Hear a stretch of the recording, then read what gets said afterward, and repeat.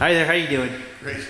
We're talking to Mr. Jeff Knoll here. He's the one of the executive producers, would you say? Executive producer. Executive producer for the show KidsTown. So tell us about this project, KidsTown. How did that come about? How did it come about? Well, it's interesting actually. My son, who's a professional actor, he plays Brian Russell on the show. He's a professional actor, and we were looking for opportunities to basically fill in the time between his regular gigs. And so I thought it'd be a fun thing to do. I went to school for film and television and wanted to produce something. So I thought it'd be fun to put together like a little web series or something that we could work on weekends, just father-son kind of thing. So why not? Just the two of you guys, right? Yeah, that was really the idea. We were gonna two of us, and we are gonna bring in some other young actors and just basically do it mostly for fun, not necessarily do something that we ended up doing. So we actually shot a little short film called Why We Are Poppy last year for Remembrance Day, and it was a very small scale production. And you met Kelly Ames earlier; she was in it, and a number of the cast and the crew that stayed involved in KidsTown were actually involved in that. So that was our first sort of little production. We had a ton of fun, and I really got my feet wet and became really interested in pursuing production on a full time, or I have two other full-time jobs, but on a regular basis. And so I went back out looking for more opportunities for something to produce for kids.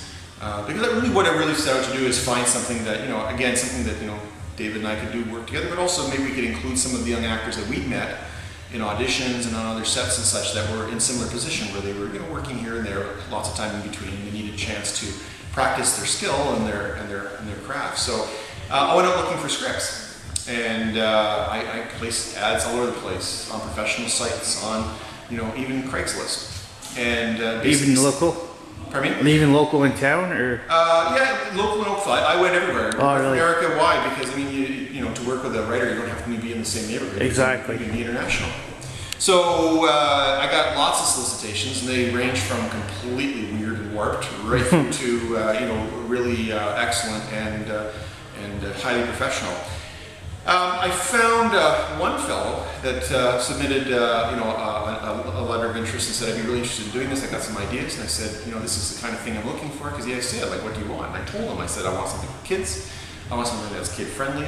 I want something that parents are going to enjoy too. That that I want it, as I keep saying, it's safe for kids and safe for parents. Right. Meaning that it's safe for kids, that it's not going to, be offensive, but safe for parents, that parents' brains aren't going to atrophy sitting there watching it with their kids." So he went away and he asked me some questions about areas of interest that I have, and so he went away and we were on vacation in Disney World at the time last December, and checking my iPhone, and there's an email from Thomas Street, and he's got 3 ideas, and one of them was what became KidsTown. And I just fell in love with it right off the bat. I said, "Turn this into a treatment. I want to do it."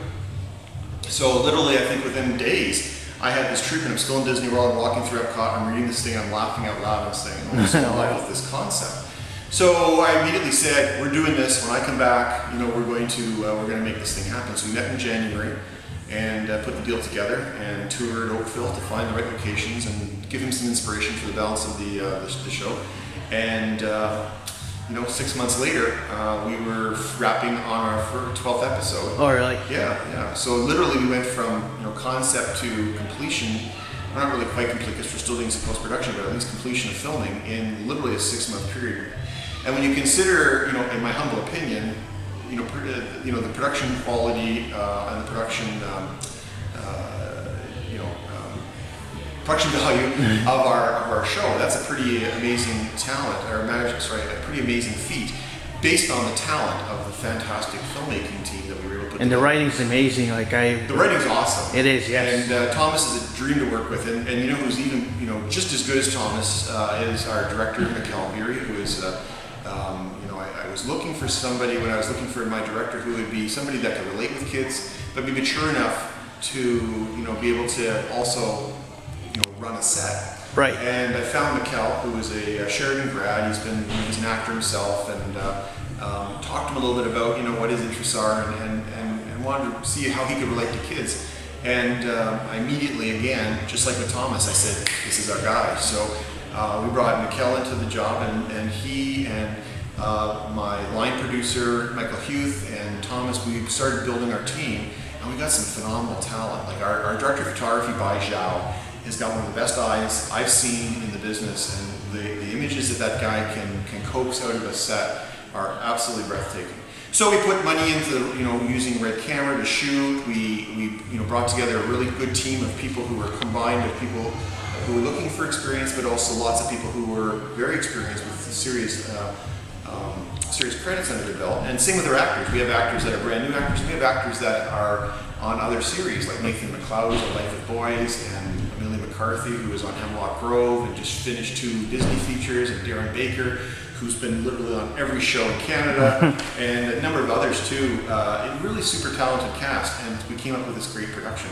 So it went from basically what was supposed to be like almost a weekend project to essentially being a full-scale, high-quality production. And the fan base is amazing, right? I'm sorry? The fan base is getting good following. We're taking a very different approach to marketing this thing. So traditional television, we're taking sort of hybrid. It is a web series, but it's a bit of a hybrid because we're not really going the advertising supported, give it away on YouTube kind of thing. Right. We've got $200,000 riding on this initial 12 episodes, and we need to monetize it. So we're actually experimenting with some different ideas in terms of how to do that. One is our current method of delivery is video on demand. So we're actually asking audience members to pay for the episodes, but we're also going to be launching it on Mini. And when I say Mini, there's quite a long list of streaming sites this fall, and they're all ultimately paid streaming sites. So some of them are on demand, some of them are simply subscription based, and they're the who's who. So I can't give names right now because contracts aren't final, but they will not be unknown to your readers and viewers. So we're pretty excited about that. And then we're looking for a broadcast partner too. It is a challenge being an upstart independent production company to be able to break into this world of it's not what you know, it's often who you know kind of environment. Right. So far so good. We've made some good inroads, and we are trying to mobilize the social media world and the internet world and young people, young professionals, young actors to like us, to participate with us, to give us ideas. And so we have quite a following on social media already, and we're trying to build that. We're trying to use that as our kickstart, so to speak, to building our audience even before we're publicly and widely available.